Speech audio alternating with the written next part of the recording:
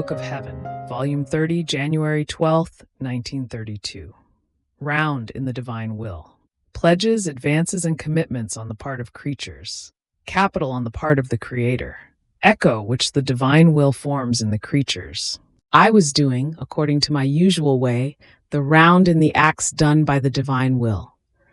I felt that in it and with it I could embrace everything, remember everything, look at everything of what the divine will had done.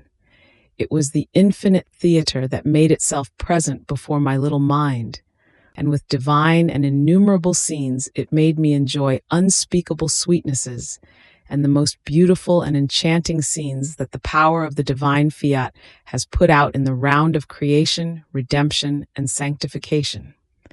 It seems it is a round that is touched and it made in the course of the centuries, and in this round it has done many beautiful, marvelous things, such as to astonish heaven and earth. And it made this round in order to make us go around it, to make known to us how much it can do and is able to do for love of us. So while I was going around in the infinite round of the divine volition, my lovable Jesus, visiting his little newborn, told me, "My little daughter of my will, if you knew how much I enjoy seeing you go around in the infinite round of my supreme fiat. And as I see you pause, as though surprised, in front of its prodigies, its admirable and adorable works, its enchanting and enrapturing scenes, in my ardor of love I say, how happy I am that my daughter is the spectator and enjoys scenes so admirable of the will that created her. But this is not enough. You must know that in order to purchase a property, it is necessary for the one who must sell it to give to the one who must acquire it the freedom to visit it, almost leading him by the hand in order to let him know all the goods that are in it, the fountains it possesses, the rarity and preciousness of the plants, the fertility of the ground, and this serves to charm the one who must purchase it. And it is necessary for the one who must purchase it to give some advances, to make some substantial commitments in order to bind the one who must sell the property so that it may not escape him. Now, blessed daughter, since I want to give the kingdom of my divine will, it is necessary for you to go around in its divine properties, and I, leading you by the hand, make known to you its interminable seas, the goods, the prodigies, the surprising marvels, the joys, the happinesses, all things of infinite value, which it possesses, so that by knowing it, you may love it and become so enamored that not only would you not be able to live without it, but you would lay down your life to purchase a kingdom so holy, peaceful, and beautiful. But this is not all yet. Your part is needed, your pledges, your advances and commitments.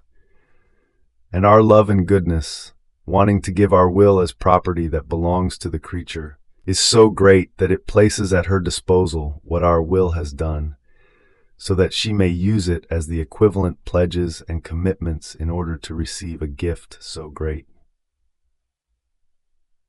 Now, as you go around in the creation and you look at the heavens and you delight in seeing the beautiful azure vault studded with stars, the sun radiant with light, and you recognize and feel the divine fiat still palpitating, having created them for love of creatures, and unleashing from your heart your little love. You love the one who has so much loved you.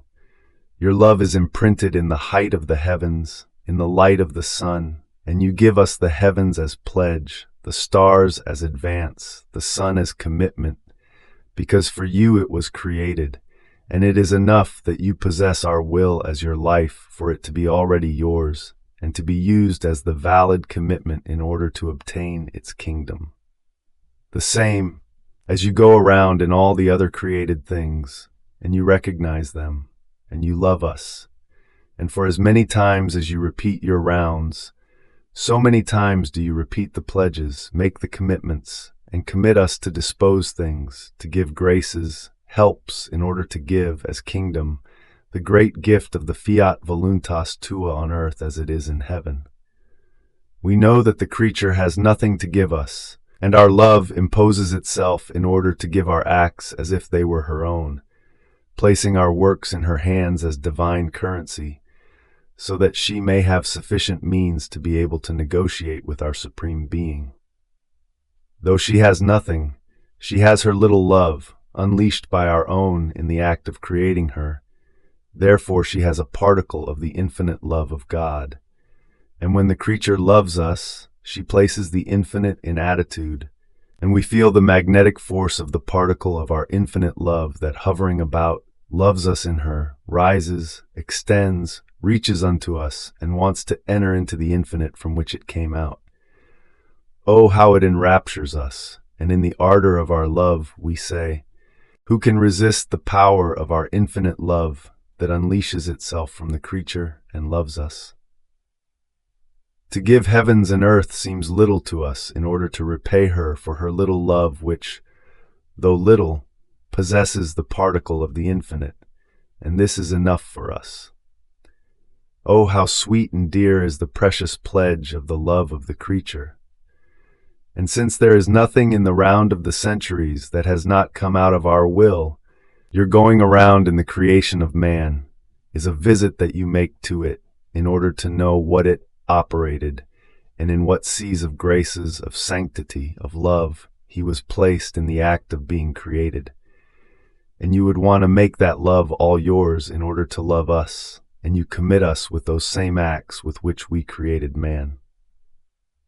In the same way, when you go around in the creation of the Virgin, in her seas of graces, in my coming upon earth, and in everything I did and suffered, you place as commitment the Queen of Heaven, my very life and all my acts.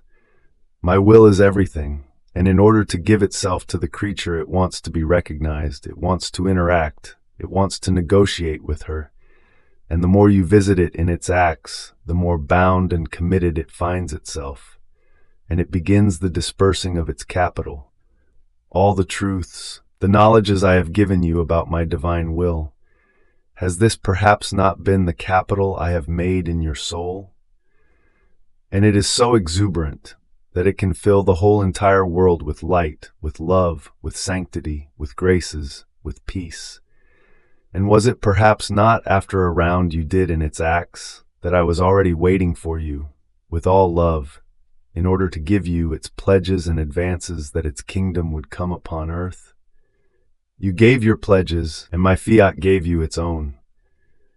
It can be said that each truth and word it spoke about, it was a measure it took in order to form this kingdom, a call-up it made in order to form its army, a capital. It dispersed in order to maintain it, joys and delights to draw creatures, divine strength to conquer them. In fact, we first do deeds, order everything, and then we show and make known the deeds we have done. And since we want to give this good to the creatures, it is just and reasonable that we deal at least with one creature, so that from one it may pass to another. We do not do our works in the air, but we want a little shelf on which to form our greatest works. Wasn't the Queen of Heaven our little shelf in the great work of redemption, which then extended to all and to whoever wants it?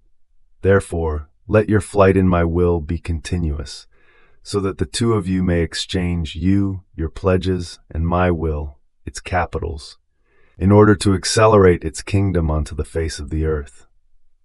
After this, I felt, more than usual, all immersed in the divine fiat, and my sovereign Jesus added, My daughter, when my divine will operates in the soul, one knows it immediately. As it operates, it lays in the human being gentleness, sweetness, peace, fortitude, firmness. Before it operates, it blows into it and impresses in it its omnipotent fiat, which extends its heaven around the work it wants to do. It seems that without its heaven, my will is unable to operate, and while it operates, it makes its sweet, harmonious echo resound in the three divine persons, keeping them aware of what it is doing in the soul. In fact, since the will that is operating in her is one with that of the divine persons, it happens that, whatever it does in the divine persons, it makes its powerful echo resound in the creature. And in this echo it brings to her the admirable secrets, the ineffable sweetnesses, the inseparable love as the divine persons love one another, and the sweet accord among them. This echo is the bearer of the most intimate things of the Supreme Being into the creature. Wherever my will is operating, the echo of one fuses in the other. The one up above makes itself the divine revealer. The one from below, resounding in God, has the virtue of speaking powerfully with divine manners, of the good of the creatures and of the same love that they have for them. My will, with its power, forms the sweet chains, and identifies and transforms God in the creature in such a way that God feels redone in the creature, and she feels redone in God. O my will, how admirable and powerful you are! Extend your sweet chains and bind God and creatures, so that all may return into my divine womb. Fiat.